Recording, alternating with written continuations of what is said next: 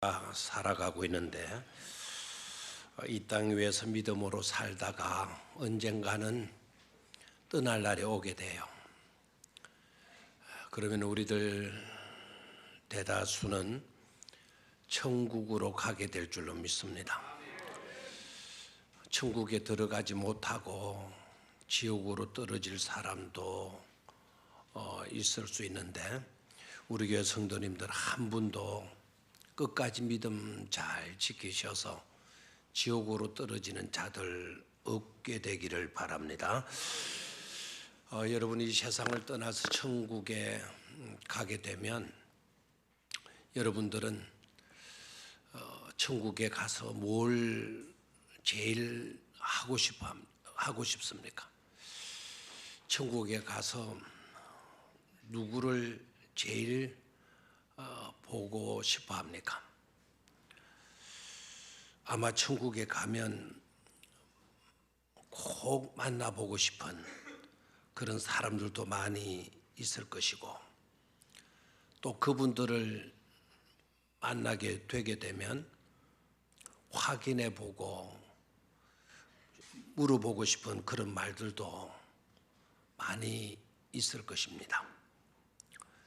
저 개인적으로는 너무나도 많아요. 모세도 만나고 싶고, 요셉도 만나고 싶고, 다윗도 만나고 싶고, 솔로몬도 만나고 싶고, 성경 속에 나타나고 있는 그런 사람들 만나보고 싶지만, 우리 어머니도 만나보고 싶지 않겠어요, 그죠? 어머니 만나면 어머니 이렇게 안 부르고 오메 이렇게 갈 것 같아요. 오메. 엄마, 그간 어떻게 잘 지내셨냐고. 천국에 가면 정말 만나보고 싶은 사람 많이 있을 겁니다. 그 중에 오늘 본문에 나오는 이름을 알 수 없는 나귀 주인, 그 나귀 주인도 천국에 가서 꼭 만나보고 싶은 그런 사람 중에 하나입니다. 그분을 만나게 되게 되면 질문해 보고 싶어요. 어떻게 당신은 낯선 사람들이 와서 당신의 고이고이 길렀던, 애지중지 길렀던 그 나귀의 고삐를 풀고 끌고 가려고 했을 때 어떻게 주가 쓰시겠다라고 하는 한마디만 듣고 어떻게 선뜻 그 나귀를 내어줄 수가 있었는지, 그리고 그 나귀 새끼를 내어줄 때 혹시 아까운 생각은 들지 않았는지, 그리고 그 나귀 새끼를 끌고 가는 제자들의 모습을 바라보면서 혹시 후회하는 그런 마음은 들지 않았는지 꼭 그 질문 던져보고 싶어요. 그리고 본문에 등장했던 그 나귀 새끼를 끌기 위해서 갔던 그 두 제자들, 역시 이름이 소개되지 않아서 그 제자들이 누구인지를 알 수는 없지만 우리 주님께 사정해가지고 그때 나귀 새끼 끌고 오라고 보낸 두 제자가 누구입니까? 주님께서 말씀해 주시면 그 두 제자 찾아가서 그 두 제자도 만나고 그 두 제자에게 물어보고 싶어요. 그 두 제자에게 묻고 싶은 말은 어떻게 당신들은 우리 주님께서 벳박의 맞은편 마을에 들어가게 되면 아무도 타보지 아니하는 나귀 새끼가 어미와 함께 매이져 있을 거다. 그것을 풀어 가지고 내게로 끌고 오너라. 만약에 주인이 나타나 가지고 너희들 왜 남의 나귀 새끼를 풀어서 끌고 가려고 하느냐라고 물으면 주가 쓰시겠다 하라. 주가 쓰시겠다 하라. 라고만 말씀을 하셔요. 그 두 제자에게 묻고 싶은 말, 어떻게 황당한 주님의 요구, 주님의 지시를 받고 어떻게 당신들은 그 나귀 새끼를 끌려고 갈 수 있었느냐고. 주가 쓰시겠다? 그 말 한마디 듣고 어떻게 당신들은 갈 수가 있었느냐고. 그리고 그 나귀를 풀어가지고 끌고 오려고 했을 때, 그때 나귀 주인이 나타나가지고 왜 끌고 가느냐라고 했을 때, 그때 당신들은 당황해했거나 놀라지 않았느냐고. 나귀를 가지러 갈 때나 주인이 나귀 새끼를 내어 주었을 때 그때 어떤 기분이 들었었느냐고 물어보고 싶어요. 그리고 이 장면을 읽으면서 묵상을 하면서 스스로 질문을 해봅니다. 나귀의 주인은 뭐라고 대답을 했을까? 아깝다고 했을까? 후회했다고 생각했을까?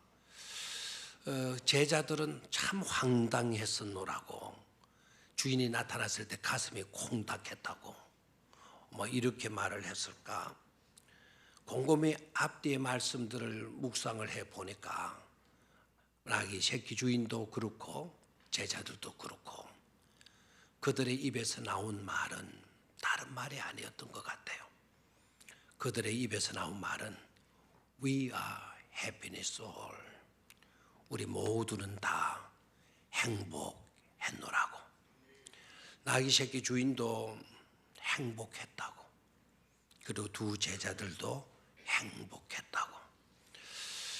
우리는 그 종료주의를 맡게 되게 되면 이 본문을 가지고 설교를 많이 해요. 왜? 종료주일에 행하여졌던 일들이었기 때문에. 종료주일에 대한 설교를 하면서 여러 각도로 이 말씀들을 조명을 하고 설교하지만, 특별히 이 말씀 속에서 행복한 모습을 이렇게 찾는다라는 것은 쉽지를 않을 것 같아요. 근데 이 장면을 우리가 묵상하고 깊이 세계 속으로 들어가서 보게 되게 되면 너무나도 중요한 요소로 나타나고 있는 것이 바로 해피니스, 행복이라는 거예요. 그렇다면 그 행복이 어떤 행복일까? 세 가지로 말씀을 나누려고 해요. 첫째는요, 말씀대로 되는 행복입니다. 한번 따라하시길 바라요. 말씀대로 되는 행복이다. 누구보다도 이 행복을 느꼈던 자들은 바로 제자들이었으리라 이렇게 봅니다. 이 제자들 봐요. 우리 주님께로부터 황당한 요구를 듣게 되죠. 가서 나귀 새끼를 끌고 오너라. 황당한 요구를 듣고도 이 제자들은 주님 어떻게 그런 것을 우리에게 지시한단 말입니까? 맞은편에 갔다고 해서 나귀 새끼가 있을 수 있겠습니까? 또 설사 나귀 새끼는 있다 합시다. 그러면 그것을 끌고 그냥 몰고 오란 말입니까? 주인이 나타나서 말하게 되면 주가 쓰시겠다라고 하셨는데, 주가 쓰시겠다고 해서 나귀 새끼를 선뜻 내어줄 사람이 누가 있겠습니까? 요새 세상이 어떤 세상인 줄 압니까? 인심이 삭맥해지고 쌀쌀하고 냉정한 그런 세상인데, 다들 이기주의 생각으로 팽배해져 있는 그런 세상인데, 어떻게 주가 쓰시겠다고 해서 이렇게 나귀 새끼를 내어줄 수가 있겠습니까? 이렇게 따지지 않아요. 이렇게 대묻지도 않아요. 주님께서 말씀하신 황당한 요구를 제자들이 듣고는요, 그 황당함을 떨쳐버리고 주님의 말씀대로 그대로 순종하잖아요. 황당함에 사로잡혀가지고 기웃뚱거리거나 시간을 지연시키거나 어정쩡한 모습으로 이렇게 시간을 끄는 그런 모습이 아니고, 황당한 생각을 다 접어버리고 내려놓고 주님께서 하라는 대로 순종해서 가게 되죠. 빼박에 맞은편 마을로 또 가니까 이게 어떻게 된 겁니까? 빽박의 맞은편 마을 동네 딱 쳐다보니까 거기에 두 마리의 나귀가 어느 집 마당에 매여 있는 것을 보게 돼요. 가까이 가서 보니까 한 마리는 어미고 한 마리는 새끼인 거예요. 자, 주님께서 어떻게 이것을 하셨지? 주님 말씀대로 이 나귀와 나귀 새끼가 매여 있구나. 이제 다음의 단계는 바로 뭐죠? 가서 풀어야 되는 것, 고삐를 풀어야 되는 것 아닙니까? 그런데 남의 고이고이 길렀던 나귀를 그냥 끌고 오게 된다면 이건 절도죄 아닙니까? 또 주거 침입죄도 걸리는 것 아닙니까? 이거 죄로 보게 되어지면 이건 엄청난 큰 죄가 아닐 수가 없어요. 그런데 우리 주님께서 지시한 대로 일단 두리번거리면서 혹시 사람이 있나 없나 두리번거리면서 살펴보면서 용기를 가지고 그 나귀에게로 다가갔죠. 그때까지는 아무 사람도 만나지를 못했어요. 막 허리를 구부려 가지고 나귀의 고삐를 풀려고 하는 순간 걔 누구요? 하고 주인이 나타난 거예요. 가슴이 콩닥콩 했겠죠. 가슴이 철렁했겠죠. 깜짝 놀라서 뭐 이러지 그랬죠. 왜 당신들은 낯선 사람들인데 왜 남의 집에 돌아와서 나귀의 고삐를 풀고 있느냐고, 왜 이와 같은 짓을 하느냐고 주인이 물게 되잖아요. 그럴 때 제자들이 어정쩡한 모습으로 떠듬거리면서 두려워가지고 떠듬거리면서 하겠죠. 여러분들이 한번 흉내 냈으면 좋겠는데 주가 쓰시겠다 그랬어요? 이렇게 맹랑하게 말할 사람 누가 있겠어요? 주가 쓰시겠다고 해서 이렇게 나왔겠잖아요. 아무튼 이 두 제자들이 주가 쓰시겠다, 주님이 말씀하신 대로 그렇게 말씀을 했어요. 그랬더니 그 말씀을 들은 나귀 주인 봐요. 나귀 주인은 이때까지 기다렸다는 듯이 그 말을 듣는 순간 이거는 아주 당연하다는 듯이 그렇소. 그렇다면 어서 나귀 새끼를 몰고 가도록 하십시오. 이렇게 나오는 거예요. 이때 제자들의 마음이 어땠을까요? 나귀 새끼만 있는 게 아니고 나귀의 주인이 다 그 시간에 나타났고 나귀의 주인에게 주가 쓰시겠다라고 하니 두말하지 아니하고 나귀 주인이 그 나귀를 내어 주더라는 거예요. 여기서 깨닫게 되는 것이 바로 뭡니까? 그렇게 되어지니까 제자들은 다른 생각이 일절 들지 않고 주님께서 말씀하신 대로 그대로 되어졌구나 하는 그런 고백이 나오지 않았겠어요? 주님께서 말씀하신 그대로 되어졌다 라는 생각이 들게 되면서 그러한 사실에 이들은 감격하지 않을 수가 없었는 줄로 믿습니다. 주님께서 말씀하시니 그대로 되어지는구나. 오늘 그것을 우리는 현실적인 사건으로 바로 방금 듣고 왔는데 바로 조금 뒤에 그 말씀하신 대로 이루어지는 것이로구나 하는 것을 깨닫고 행복에 겨웠을 줄로 믿습니다. 그것뿐만 아니에요. 제자들이요, 그 나귀를 끌고 오니까 사람들이 그 나귀 위에다가 자기네들의 겉옷을 깔아주죠. 그랬더니 우리 주님이 그 나귀를 타시는 거예요. 그 나귀를 타시고 예루살렘 성원 안으로 우리 주님이 들어가시잖아요. 바로 그렇게 되어질 것을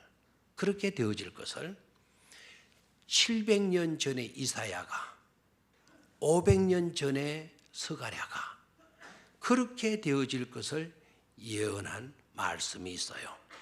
그 700년 전에 500년 전에 예언되어진 그 말씀이 그대로 이루어지는 것을 깨닫게 되어지죠. 자, 오늘 읽었던 본문 21장 4절, 5절, 2절 말씀을 같이 읽도록 하겠습니다. 이는 선지자를 통하여 하신 말씀을 이루려 하심이라. 일러서되 시온의 딸에게 이르기를 네 왕이 네게 임하나니 그는 겸손하여 나귀 곧 멍에 매는 짐승의 새끼를 탓도다 하라 하였느니라. 아멘.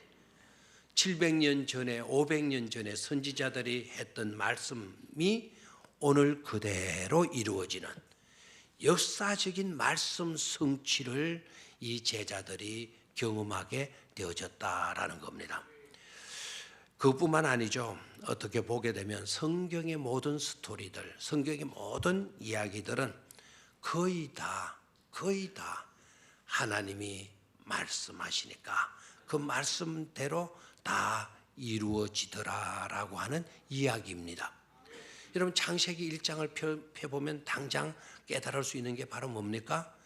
빛이 있으라 말씀하시매 빛이 있었고 이렇게 나오잖아요. 말씀하심에 그대로 있었고 말씀하심에 그대로 이루어졌다라는 것 아닙니까?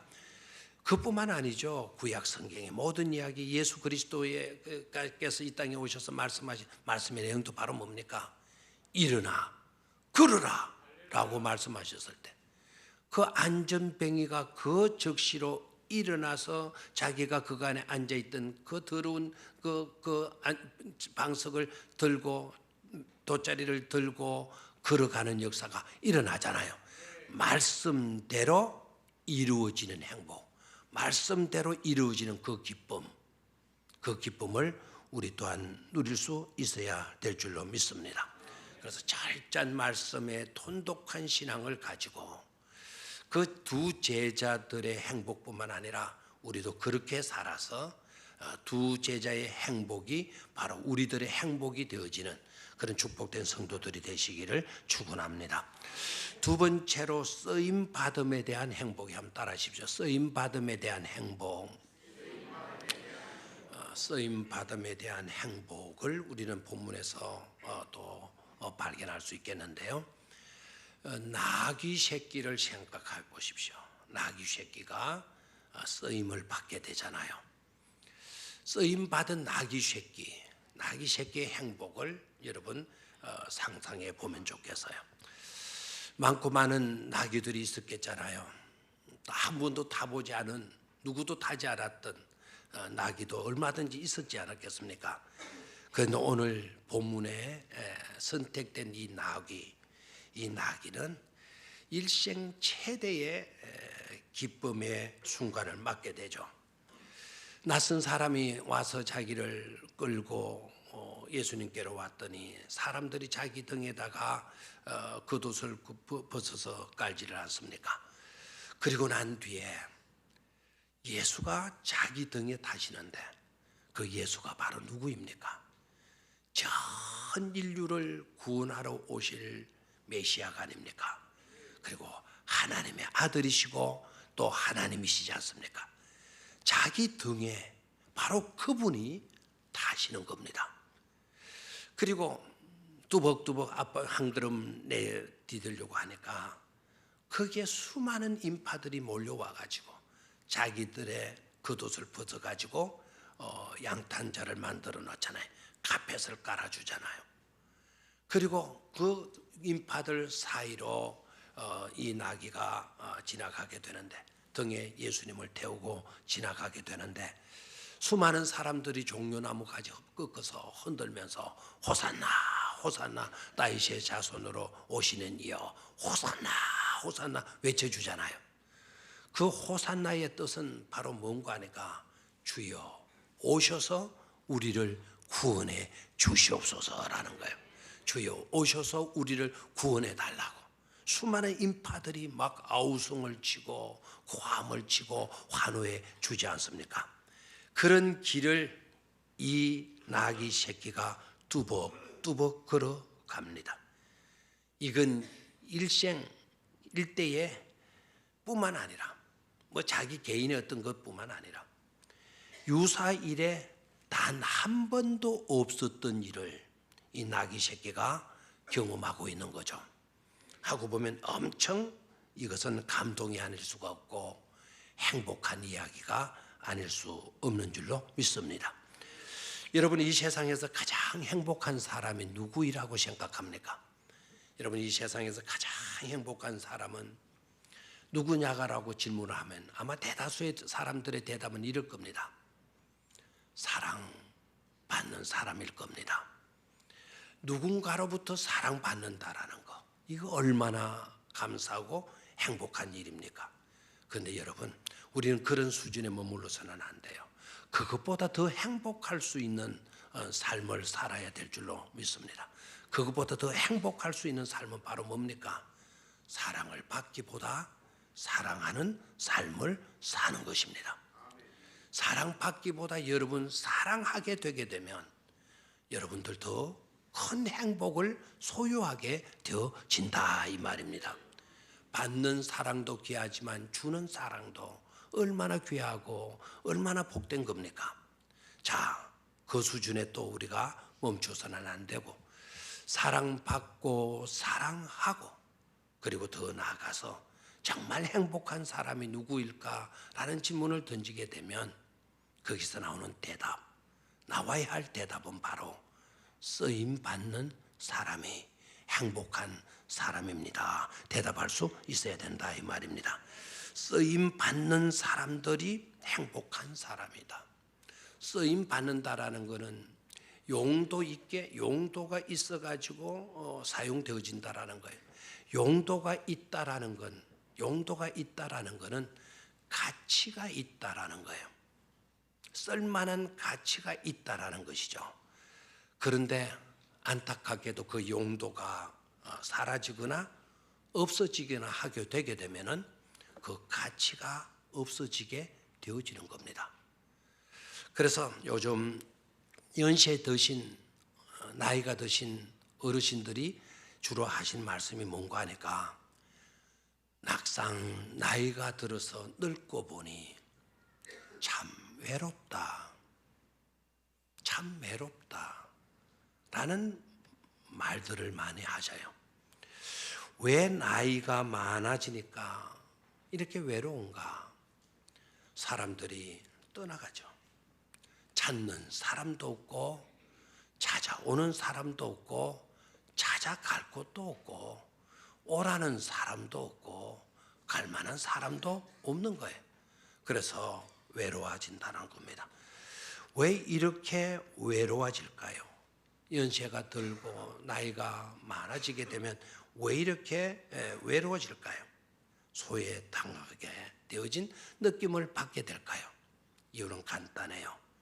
용도가 없어졌기 때문이라는 거예요. 나이가 드니까 아무짝에도 쓸모없게 되어지더라는 겁니다. 그래서 여러분 지혜를 가져야 돼요. 조금이라도 젊었을 때, 조금이라도 힘이 있을 때, 여유가 있을 때 노후 대책을 잘 여러분 수립을 해 놓아야 돼요. 노후 대책 잘 수립하라니까 뭐 노후 보험 들고 적금 들으라 그런 말이 아니고, 제가 말씀드린 노후 대책 잘하라는 거는 여러분 나이가 들어도 용도가 없어지지 않도록 어딘가 쓰여질 수 있도록 자기의 존재의 의미를 찾으라는 거예요. 그리고 나이가 들어서 아무짝에도 쓸모가 없더라 그런 것이 아니고, 나이가 들어도 용도가 있기 위해서 기술을 배우든지 실력을 갖든지 어떤 성경을 많이 읽든지 해서 성경을 가르치든지, 아니면 그것도 하기 어려우면 조그만 기도방, 기도실 하나 꾸며가지고 그 속에 들어가서 기도하시라 이 말입니다. 제가 어느 분의 이야기를 들었는데 그분이요, 목회 현장을 떠나면서 교인들에게 이렇게 부탁을 했대요. 내가 은퇴하게 되게 되면 나를 위해서 기도실 하나 꼭 만들어 주세요. 흑벽돌로 된 기도실 하나, 창문 하나만 딱 뚫어져 있는 그런 기도실 하나 누군가 한번 기증해 주십시오. 간구를 했대요. 그리고 설명하기를 내가 늙어 죽을 때까지 나는 그 기도실에 들어가서 기도하고 살랍니다. 기도하다가 죽을랍니다. 여러분 저를 위해서 기도실 하나 만들어 주시면 저는 죽을 때까지 당신을 위해서 기도해 드리리이다. 늙어서도 기도하시겠다는. 그러니까 누군가가 그분을 위해서 기도실 하나 마련해 주었더니 그분이 평생 살아가시면서 얼마나 기도를 많이 했던지 그렇게 헌물해 주신 그 가정 자녀들이 다 복을 받아서 형통하게 되어졌다는 이야기를 들었어요. 여러분 늙어도 뭐를 잃지 말아라. 용도를 잃지 않도록 살아야 될 줄로 믿습니다. 방지일 목사님이요 103세로 얼마 전에 돌아가셨어요.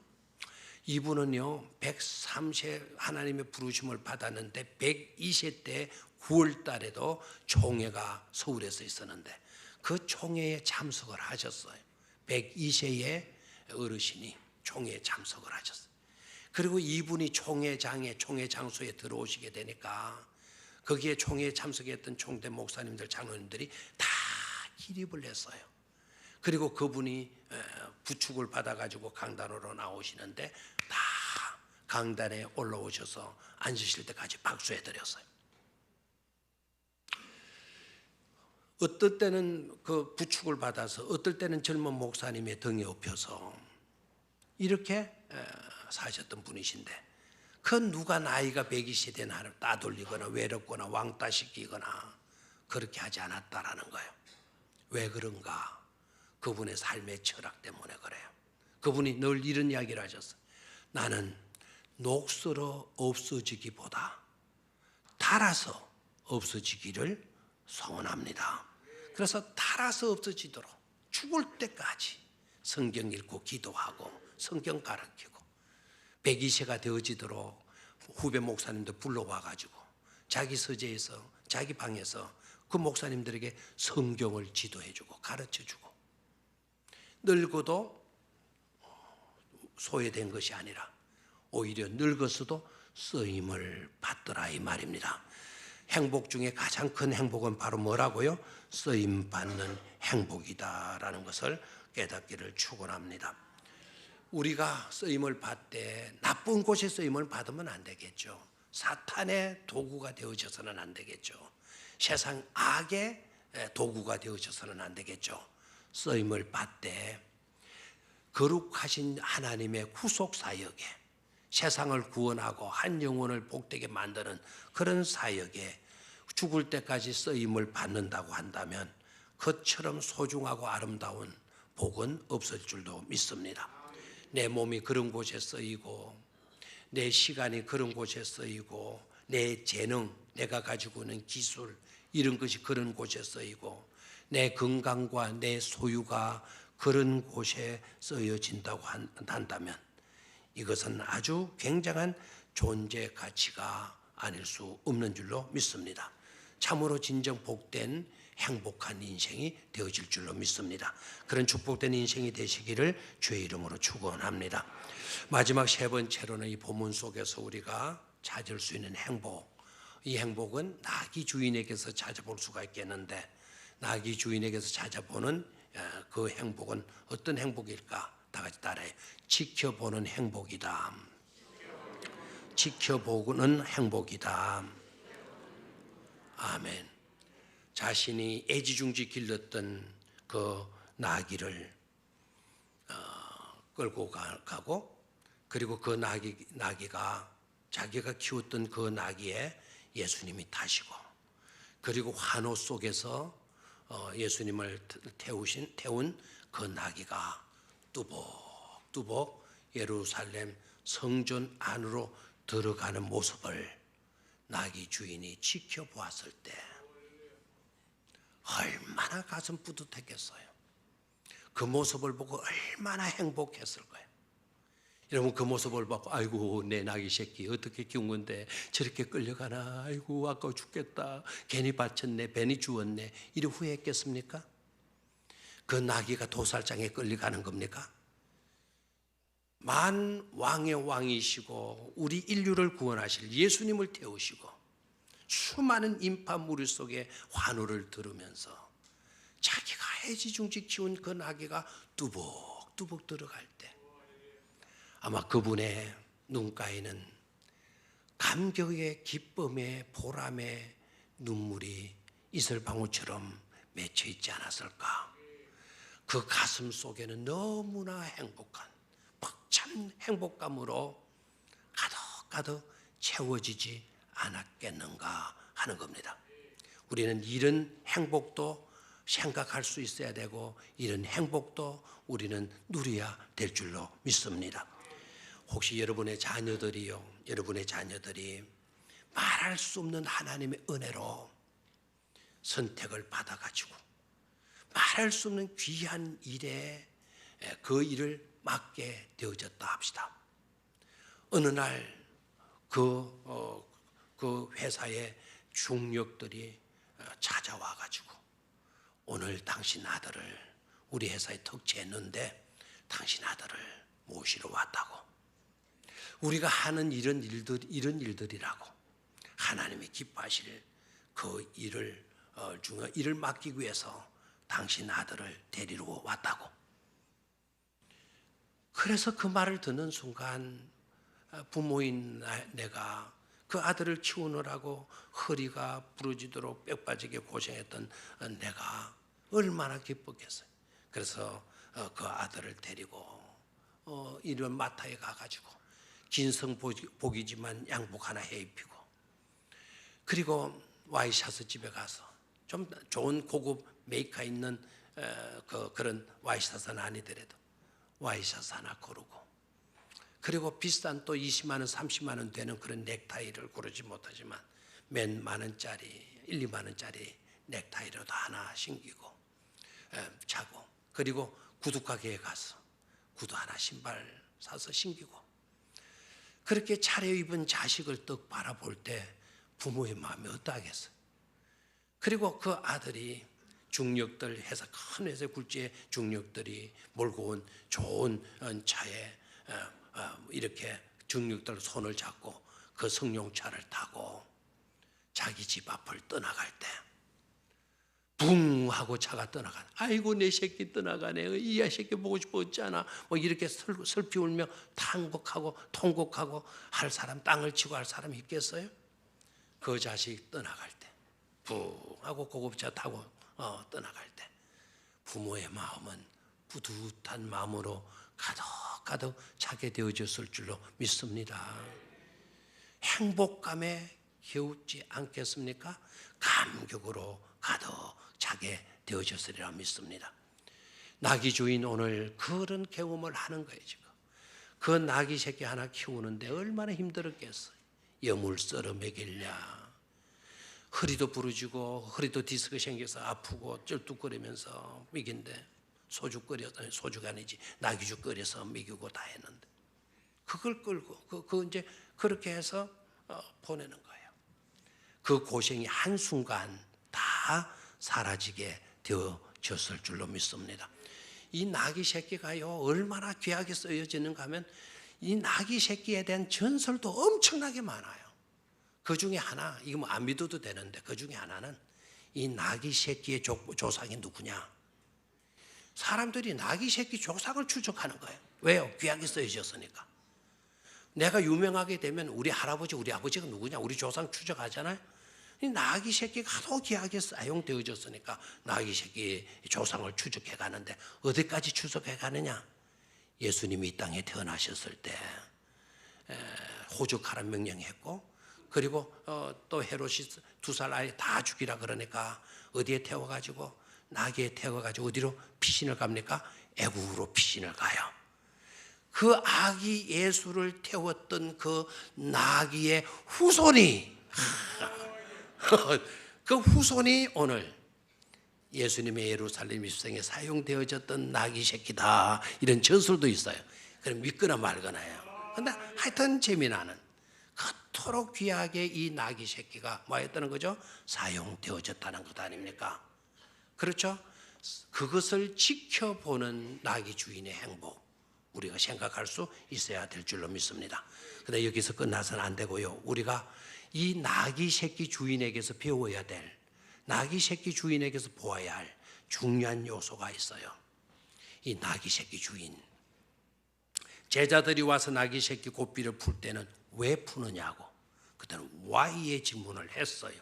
왜 남의 나귀 새끼를 고삐를 푸느냐고, why. 그런데 제자들로부터 주가 쓰시겠다라는 말씀을 듣고는요, why라는 질문을 하지 않아요. 주가 쓰시겠다라고 하는 말씀을 듣고 난 뒤에는 하나의 의문의 질문을 하지 않습니다. 아, 그랬어요. 그랬군요. 이 자세를 배워야 된다, 이 말입니다. 여러분, 질병에 걸렸거나 왜 내가 이런 질병에 걸렸어? 그 why라는 질문을 던지지 마세요. 하나님만 아시는 거예요. 하나님이 이 질병을 통해서 나를 연단시키고 더 큰 축복과 은혜를 내게 주실 수도 있잖아요. 그러니까 믿음으로 받아들이는, 주가 쓰시겠다고 할 때 이유를 따지면은 그는 신앙의 사람이 될 수 없다라는 거예요. 주가 쓰시겠다 했을 때는 아멘, 믿습니다라고 그렇게 하십시오. 당연히 그래야 합니다. 나귀 새끼를 제가 키우긴 내가 키웠지만 실제 주인은 당신이지 않습니까? 이런 믿음을 가져야 된다, 이 말입니다. 두 번째로는요, 주가 쓰시겠다라고 하는 이 말씀을 제자들로부터 듣게 되어졌을 때 이분은요, 어떻게 무엇에 쓰시려고 하느냐 라는 질문을 하지 않았다는 거예요. 어디에 쓰려고, 무엇에 쓰려고 끌고 가느냐 질문하지 않았다는 거예요. 다 끌고 오라고 주께서 말씀하셨다면 주께서 뜻하신 바가 있지 않겠어요? 그렇죠? 주님께서 뜻하신 일에 이 나귀 새끼를 쓰시겠지.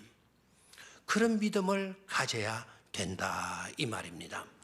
세 번째로는요, 나귀 새끼를 주었으니, 이 애지중지 시골에 우리 클 때 소가 얼마나 귀중했어요.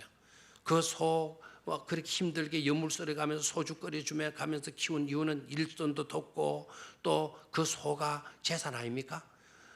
우리 형님 대학 공부 잘해가지고 대학 들어가는데 시골에서 돈은 없고 등록금 떼기 위해서 그 소 팔아가지고 우리 형님 등록금 대주고, 그 소를 팔고 그날 아버지의 모습은 눈물이 글썽거리고 마구간 우리 어머니 수없이 쳐다보면서 눈물 짓던 모습들, 그런 게 소 아닙니까? 이 중동에서도 나귀가 그러하지 않습니까? 그런 값을 들여가지고 귀하게 긴 나귀를 그냥 몰고 갈 수 있습니까? 이 나귀 끌고 가는 대신에 저한테 얼마 주시렵니까? 이 나귀 끌고 가고 난 뒤에 나한테 뭘 보상하시려고 하십니까? 이 나귀 주인이 따지지 않았다, 계산하지 않았다라는 거예요. 그냥 아무런 대가도 기대하지 아니하고 자기 나귀를 내어 주었다라는 거예요. 저는 이것을 묵상하면서 저 자신에게 참 부끄러웠어요. 왜냐하면 제가 개를 2마리 키웠잖아요. 아주 품질 좋은 개를 딱 키우고, 그리고 새끼를 지난 추울 때 1월 달에 1월 3일 날 새끼를 낳았잖아요. 10마리. 근데 제가 몰라가지고 3마리를 먼저 보냈어. 근데 7마리가 잘 컸어요. 1달 반 만에 이 새끼들을 다 분양하는데, 근데 개를 좋아하는 사람이 개를 1마리 달라고 해서 새끼를 가지러 왔어요. 제가 그냥 좋겠어요? 물었어요. 이 개를 가지고 와서 어떻게 키울 겁니까? 저는 how의 질문을 했어요. 왜 개를 달라고 하셨으면 why의 질문을 했어요.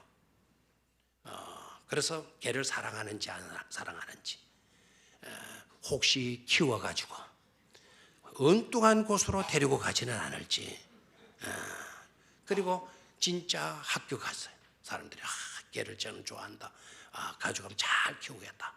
그럴 때 이제 개를 1마리 골라가라는데, 골라갈 때 여러분들은 이제 가지고 가는 사람 좋아가지고 도와가지겠지만 저는 그 강아지 보낼 때 너무 또 안 되는 거예요. 그래서 강아지 끌어안고 입을 맞춰주고, 가거든 잘 크거래, 뚜지지 맞지 말고 잘 크거래. 그리고 그서는 이상한 데 끌고 가 그냥 도망가래 막 이렇게 하면서 안겨줘 보내. 그리고요 7마리의 개를 분양하고 한 마리 제일 못난 그 새끼 하나 남겨놓았는데, 그런데 가지고 가신 분들이 그냥 가지고 가버리는 거예요. 근데 딱 두 분이 명절을 가지고 갈 때에는 절대로 그냥 가지고 가면 안 된다고. 그래서 뭘 좀 줄까요 하는데도 사용 필요 없습니다 해도 그분들은 줘요. 이거는 저한테 주는 게 아니고 이 강아지를 낳아서 키운 어미에게 그 간식 사주라고 주는 겁니다 해가지고 두 분만 딱 주시더라고요. 근데 한 분은 또 교회에다가 헌금을 해버렸어요. 교회에다가 헌금을 한 건 저한테 사료라도 한 통 살도 저한테 주지를 않잖아요. 그래가지고는 근데 이상하게 보상심리 이런 게 없잖아 있더라고요. 그 강아지가 뭐라고. 그런데 이 나귀 새끼 주인 여기서 큰 충격을 받아. 바로 이런 거구나. Why라는 질문 주가 쓰시겠다. Why라는 질문 안 해요. 주가 쓰시겠다. 뭐에 쓰려고? 뭐 어떻게 하려고? How 질문하지 않았어요. 그리고 이것을 가지고 나면 repay 뭘로 보상할 거냐 질문하지 않았어요. 왜? 주께로부터 쓰임 받는 것 자체, 그 쓰임 받는 것을 지켜보는 것만으로도 이 주인은 뭐 했다는 거죠? 행복했다는 것 아닙니까? 이런 행복을 우리 종료주의를 맞이해서 우리도 소유할 수 있어야 될 줄로 믿습니다. 세 가지 행복 크게 외칩시다. 첫째는 말씀대로 되는 행복. 아멘. 두 번째는 쓰임 받는 행복. 아멘. 세 번째는 뭐라고요? 지켜 바라보는 행복. 이런 행복의 주인공들이 되시기를 주의 이름으로 축원합니다. 하나님 아버지